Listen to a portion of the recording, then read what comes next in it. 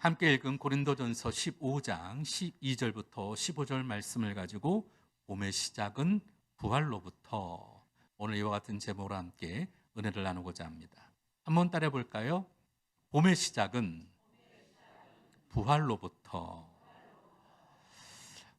언제 이렇게 추웠나 싶을 정도로, 또 어제는 또 날씨가 얼마나 쌀쌀했는지 구름이 잔뜩 끼고 저 앞에 있는 산도 보이지 않을 만큼 미세먼지 가득한 날이었는데, 오늘 이 부활절 아침에 날이 얼마나 좋은지 파란 하늘도 보이고 구름 한 점 안 보이고, 오늘 이렇게 좋은 날 주신 하나님께 감사합니다.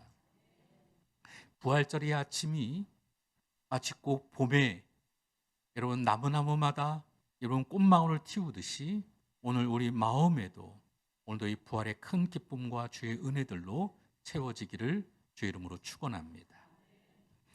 저는 사실 그림을 잘 모릅니다.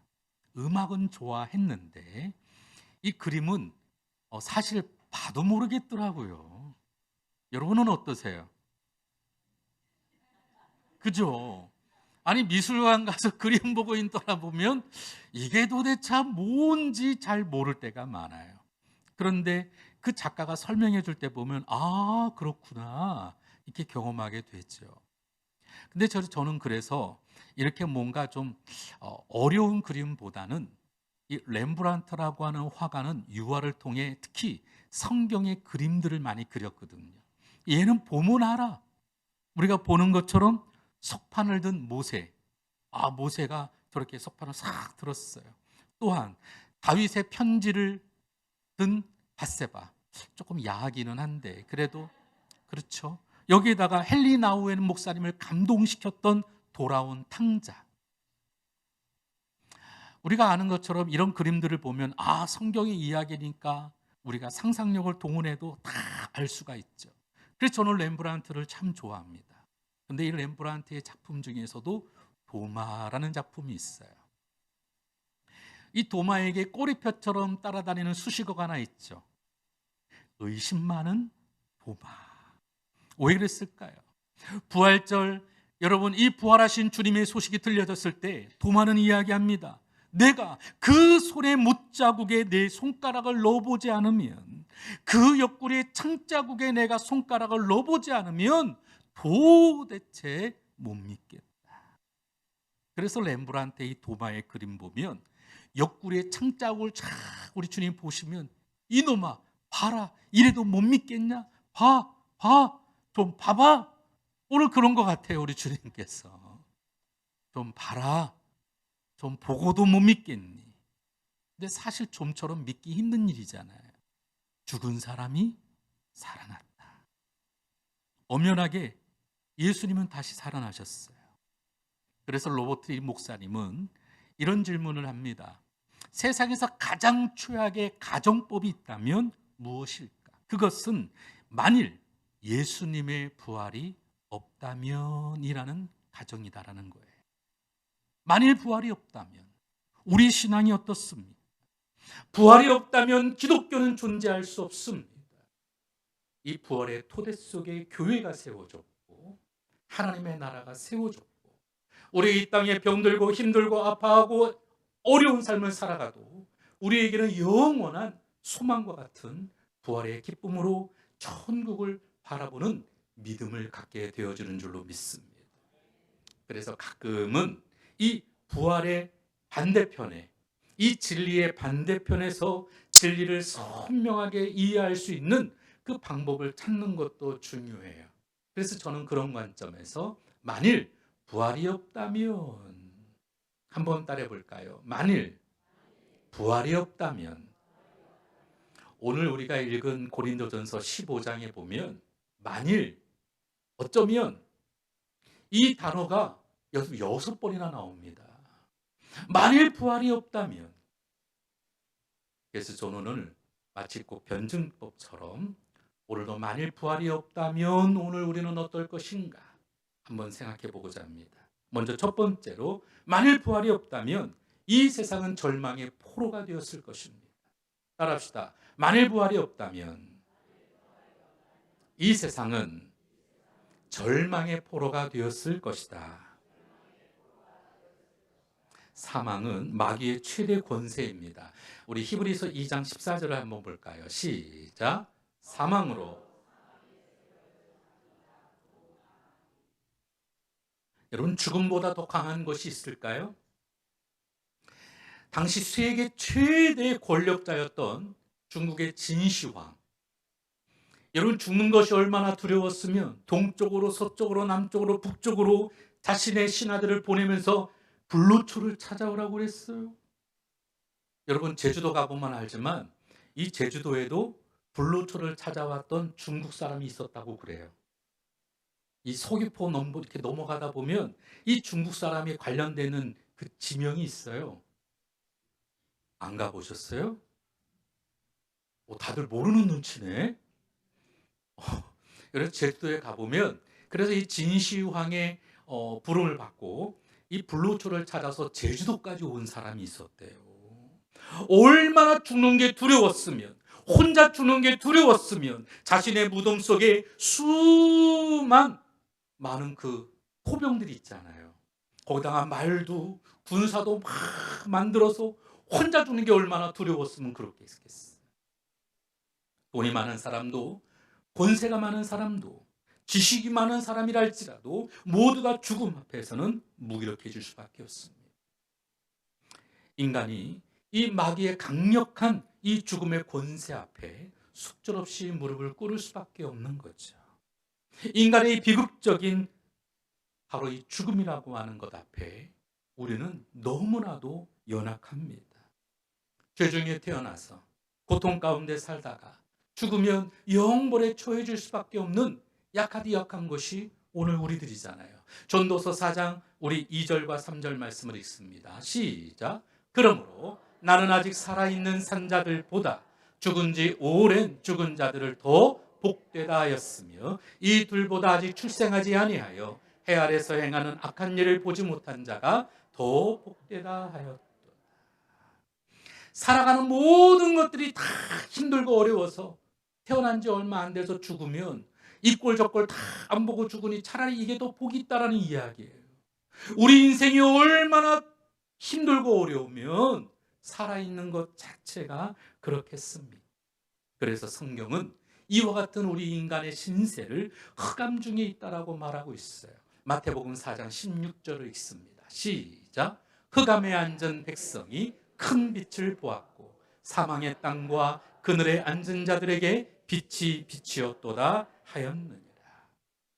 한번 공식과 같은 걸 한번 보여드리겠습니다.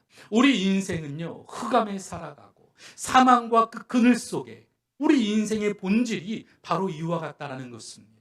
살아있으나 오늘 우리는 늘 이 죄악이 관연한 이 세상 가운데 어둠 속에, 그 그늘 속에, 사망의 그늘 앞에 우리는 존재한다는 것입니다. 그래서 톨스토이는 그의 우화집 속에 인생을 이렇게 비유했어요. 사람을 나그네에 비유하는데 그 나그네가 길을 가다가 어느 날 사자를 만납니다. 운매 무서워. 그래서 이 사자를 피해서 막 도망가는데 앞에 우물이 하나 있습니다. 그래서 피할 데가 없어서 이 우물에 뛰어드는데 우물 속에는 독사가 득실득실하네요. 이거 어떻게 해요? 위에는 사자가 너 내 밥이야. 밑에는 독사들이 내려와 내려와. 그때 이 우물에 걸쳐있는 칡농쿨을 부여잡고 그냥 이러지도 못하고 저러지도 못하는 것이 인생이라는 거예요. 그때 때마침 쥐가 나타나가지고 또 칡농쿨을 또 갉아대기 시작합니다. 이건 뭐 더 이상 방법이 없어요. 그런 가운데에도 이러지도 저러지도 못하는데 칡농쿨을 갉아먹은 바로 이 쥐 때문에 단물이 떨어집니다. 그러면서 사람은 그 단물을 조금 맛보며 잠시나마 행복해하죠. 이것이 우리들의 인생이라는 거예요. 여러분 동의하십니까? 위로도 아래로도 그 어느 것 하나 위태위태한 칡농쿨까지 생쥐가 갈아먹고 있으니 이건 도저히 방법이 없습니다.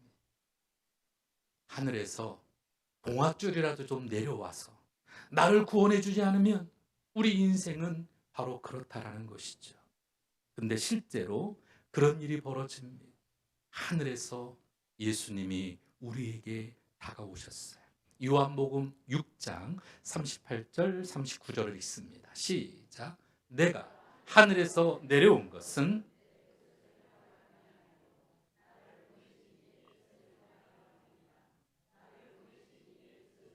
내게 주신 자 중에 내가 하나도 잃어버리지 아니하고 마지막 날에 다시 살리는 것입니다. 이것이 사실임을 증명하는 사건이 바로 주님의 부활이죠. 저주와 사망의 권세 세력을 꺾으시고 죄와 마귀의 세력을 이기시고 하늘에서 내려온 구원의 밧줄과 같은 것이 바로 우리 주님이셨고, 부활하심으로 모든 것을 이기시고 승리하신 것을 보여주셨습니다. 그런데 만일 부활이 없다, 여러분, 부활이 없다면 여전히 오늘 우리는 사망과 저주의 권세가 설치고 있는 바로 그곳에 살아가는 거잖아요. 톨스토이의 우화처럼 사자에게, 독사에게, 그리고 한 줄기 칡농쿨에 의지하지만 또한 쥐가 그것을 갉아먹고 있고, 그것이 우리 위태한 우리 인생입니다. 그래서 죄와 저주와 사망의 권세가 판치는 이 세상 속에 마치 멋지게, 부활이 없다면 그저 멋지고 풍성해 보이는 여러분, 공동묘지에 불과한 거예요, 우리 인생이. 그렇지 않겠습니까? 그래서 두 번째로, 만일 부활이 없다면 기독교는 세계 최대의 사기극이 되고 말입니다. 한번 따라합시다. 만일 부활이 없다면 기독교는 우리가 믿는 것은 세계 최대의 사기극이다. 기독교는 아까도 말씀을 드렸지만 부활의 토대로 세워졌습니다. 주님의 부활이 없었다면 구원도 천국도 없죠. 부활이 없었다면 기독교는 세계 최대의 비극이자 코미디였을 겁니다. 말도 안 되는 것이죠. 하지만 인간의 역사는 우리 스스로 이것을 증명합니다. 역사의 기준이 예수 그리스도의 여러분 나신 것을 중심으로 해서 기원 전과 기원 후로 나뉘어지잖아요. 뿐만 아니라 그의 역사는 오늘 우리들의 히스토리, He is, 그리고 히스토리, 그것이 히스토리 역사로 오늘 우리에게 드러나게 되어져 있어요. 마찬가지입니다. 오늘 우리가 존재하는 모든 것 속에 예배 중에 오는 전화는 하나님이 전화하는 걸 수도 있어요. 네, 저에게 집중해 주세요. 저희 하나 오는 거야, 급해서 그런 거니까 받아보시고. 예전에 원로 목사님하고 조영기 목사님하고 예배를 드리는데 어디서 자꾸 때르르릉 때르르릉 소리가 나는 거예요. 그래서 원로 목사님이 막 설교를 하시는 가운데 전화 소리가 나니까, 그때 당시에 여의도교회 부목사님이셨던 고석환 목사님이 막 눈초리를 막 그러는, 누구야 도대체, 핸드폰 누구야, 끄지 않고 막 그러는 거예요. 그랬더니 조 목사님이 호주머니에 손을 딱 넣더니 예배 중에 오는 전화는 하나님이 전화한 것일 수 있다고 목사님이 잠깐 받아보시겠다고 그러신 적이 있어요. 이 예배 중에 오는 전화는 하나님이 하신 걸 수도 있어요. 받아보세요. 급한 일일 수도 있습니다. 오늘 우리 인생에 있어서 만일 부활이 없다라고 하면 여러분, 기독교 자체는 사기극이죠. 그런데 어떨까요? 순교자들의 존재가 부활을 증거합니다. 우리 본문이었던 우리 고린도전서 15장 14절을 한번 읽어볼까요? 시작. 그리스도께서 만일 다시 살지 못하셨으면 우리의 전파하는 것도 헛것이요 또 너희 믿음도 헛것이며. 여러분, 거짓말 때문에 죽음을 자초할 수 있을까요?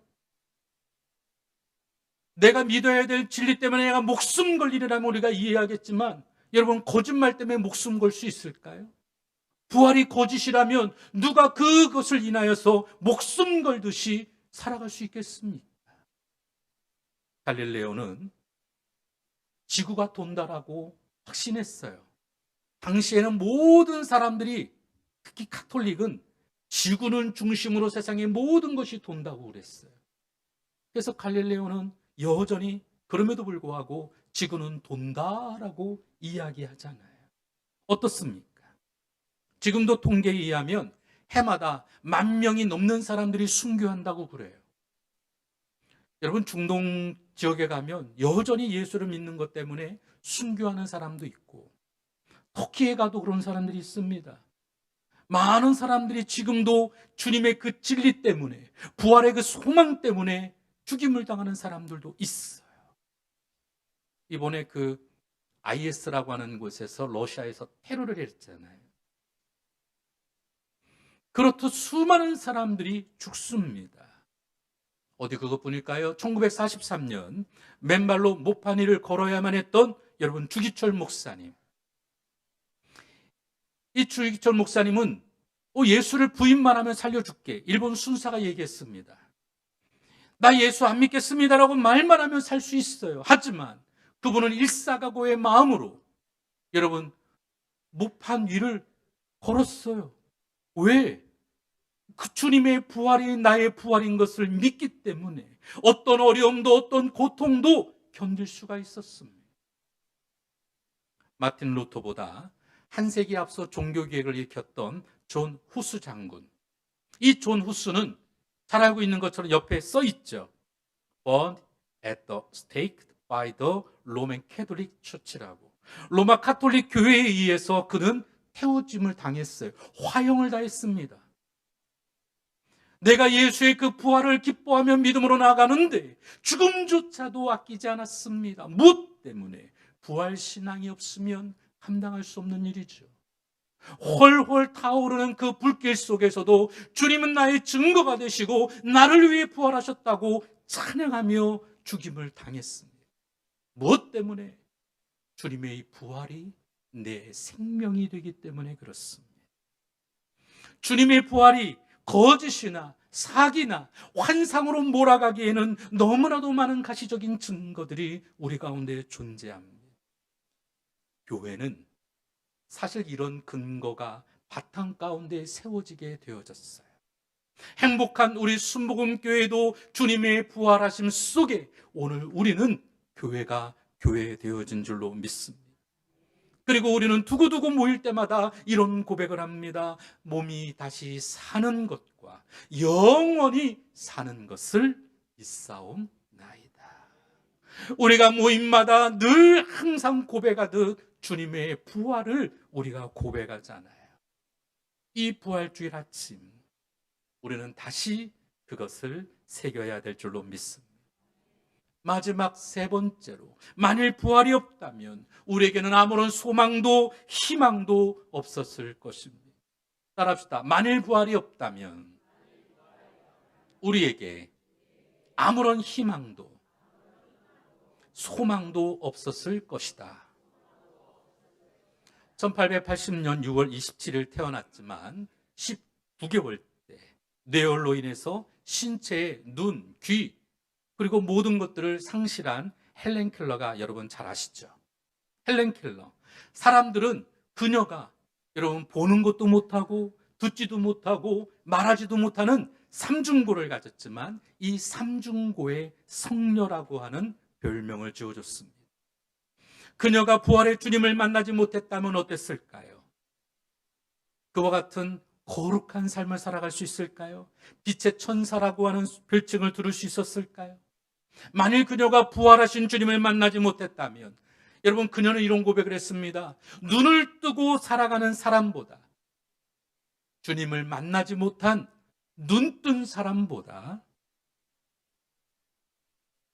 내가 더 행복하다. 눈을 뜨고 살아가지만 주님을 못 만났다면 그것은 불쌍한 일입니다. 하지만 나는 보지 못하고 듣지 못해도 말할 수는 없어도 나는 주님의 부활하심을 믿기에 행복하다라는 것입니다. 뇌성마비 장애자인 송명희 집사님, 여러분 그녀가 만든 곡들이 유명하죠. 나 가진 재물 없으나 나 남이 가진 건강 없으나 여러분, 이러한 시를 썼던 송명희 시인, 그녀가 만일 부활하신 주님을 만나지 못했다면 그녀의 이그러진 얼굴과 그리고 마비되어졌던 손과 발의 그 모습을 가지고 어떻게 하나님이 공평하다라고 찬송할 수 있을까요? 거짓된 사실이나 환각이나 착각이 여러분 그렇게 할 수는 없어요. 주님은 우리에게 부활하신 줄 믿으시기를 바랍니다. 부활의 주님이 계시기에 버림받을 수밖에 없었던 사람이 높임받게 되어지고, 패배할 수밖에 없는 사람이 승리하게 되어지고, 가난할 수밖에 없는 사람이 부유함을 누리게 되고, 고통당하던 사람이 치유받고 살만나게 되어지는 줄로 믿습니다. 지옥 가게 되는 사람이 천국 가게 되는 놀라운 은혜가 여러분 이 부활을 통해 경험되어집니다. 그래서 만일 부활이 없다면 우리 인생은 어떻게 되겠습니까? 주님의 부활이 계시기에 아무리 거칠고 힘들어도 우리 인생 살만한 가치가 되어지고, 찬란한 영원함을 예비하는 절호의 찬스를 누리게 되어지고, 심지어는 죽음조차도 허무한 종집으로 만드는 오늘도 영생을 향하는 개선문을 여러분 이 부활을 통해 만나게 되어지는 줄로 믿습니다. 헬렌 켈러를 주인공으로 하는 영화가 만들어지게 되어졌어요. 1950년 릴리 파머라는 배우가 이 헬렌 켈러 역할을 하게 되면서 헬렌 켈러하고 대화를 나누게 되어졌습니다. 여사님은 사후 세계를 믿습니까? 그때 헬렌 켈러는 이런 얘기를 했어요. 물론 믿습니다. 부활하신 주님은 나를 구원하셨고 영원한 생명을 주셨어요. 영원한 천국은 이 방에서 이 방으로 옮겨가는 것뿐입니다. 그 새로운 방에 들어가면 저는 앞을 볼 것이고, 사랑스러운 주님을 볼 것이고, 주님의 그 귀한 음성을 들을 것이고, 내 입술로 주님을 사랑한다고 고백할 것입니다. 그러므로 사랑하는 성도 여러분, 이 부활의 기쁨을 우리가 누리지 못한다면 적어도 오늘은 이런 신앙 고백을 할 수는 없을 거예요. 그러므로 부활이 오늘도 내게 소망이 되어지고 생명이 됨을 믿으시기를 바랍니다. 초대교회 성도들은 장례가 났을 때 슬픈 찬송을 부르지 않았다고 합니다. 당시의 역사가는 이렇게 묘사하고 있어요. 기독교는 정말 이해하기 어려운 집단이다. 사람이 죽으면 슬퍼하지 않고 기뻐하며 그들의 신에게 감사의 예식을 드린다. 그들은 시신을 들고 묘지로 갈 때 즐거운 소풍을 가듯이 노래하며 행진한다. 아니, 어떻게 사람이 죽었는데 즐거운 노래로 노래 부르며 소풍 가듯이 어떻게 그럴 수 있을까요? 미워하던 사람이 죽어서? 원수 같은 사람이 죽어서? 아이고 잘 됐네. 여러분 이럴까요? 아닙니다. 부활신앙을 가진 사람에게는 죽음도 천국을 향해 들어가는 개선문이 되기 때문에 그렇습니다. 이화여대 학장이었던 김한람 박사님은 자신이 죽으면 울지 말고 기쁨으로 찬양을 불러달라고 그랬어요. 왜냐하면 이 고통스러웠던 환경을 넘어 영원한 천국 하나님의 안식의 자리에 들어가니까 천국 입성을 축하해달라는 것이었습니다. 자식을 군대에 보내면 어려울 것 생각하니까 눈물 납니다. 고생할 것 생각하니까 눈물 나요. 또한 자식이 잘 되어서 좋은 데 취직하고 또 시험에 합격하면 뭐라고 그래요? 한턱 쏴. 잔치 벌리잖아요. 그래 안 그래요? 그런데 이런 것하고는 전혀 차원이 다른 천국을 향한다면 오늘 우리는 어떻습니까? 이 땅에서 마냥 아파하고 슬퍼하는 것이 아니라 오늘도 초대교회와 같이 오늘 우리는 밝은 찬양을 이루며 영원한 하나님 만나는 부활의 그 기쁨을 누리는 우리 모두가 되어질 줄로 믿습니다. 그러므로 사랑하는 성도 여러분, 저는 이 부활주일이 이 봄의 문턱에 있다고 하는 것이 너무나도 감사하고 의미심장합니다. 지난 겨울 동안 얼어붙었고 그렇게 추워서 움츠렸던 오늘 우리들에게 여러분, 말랐던 그 가지마다 지금은 새싹이 돋아나고 푸릇푸릇푸릇푸릇해지고 벌써 개나리가 피고 목련이 피고 또 정말 이른 또 벚꽃도 피고 저마다 꽃들이, 그리고 얼었던 땅에서 새순들이 점점 파릇파릇 올라오기 시작하고 꽃이 만개하는 것처럼 부활의 능력으로 다시 사신 주님을 따라 사망과 저주의 세력을 깨며 부활의 권능으로 승리하는 우리 모두 되시기를 주의 이름으로 축원합니다. 오늘 준비된 영상 잠깐 보고 또 주의 말씀 잠시 나누도록 하겠습니다.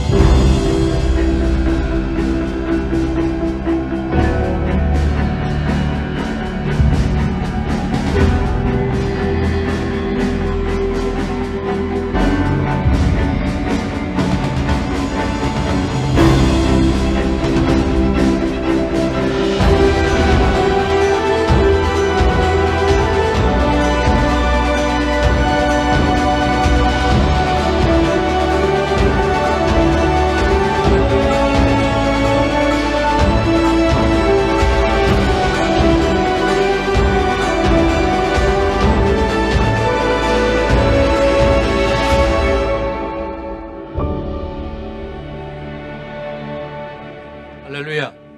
우리 주님께서는 부활하셨습니다. 만일 부활이 없다면 우리 인생은 아무것도 아닙니다. 우리 교회도 아무것도 아닙니다. 그러나 부활의 주님을 우리가 믿고 살아가기에 우리에게는 그 어떤 어려움의 문제도 죄와 사망의 권세도 이기며 승리하는 줄로 믿습니다. 그럼 우리가 세상을 향하여 당당하게 살아갈 이유가 바로 여기 있습니다. 우리가 자유할 수 있는 그 기쁨이 부활에 있습니다. 그러므로 이 부활 신앙을 잊지 않고 죄의 저주에서, 사망의 저주에서 우리 모두가 기쁨으로 승리하기를 주의 이름으로 축원합니다. 축원합니다.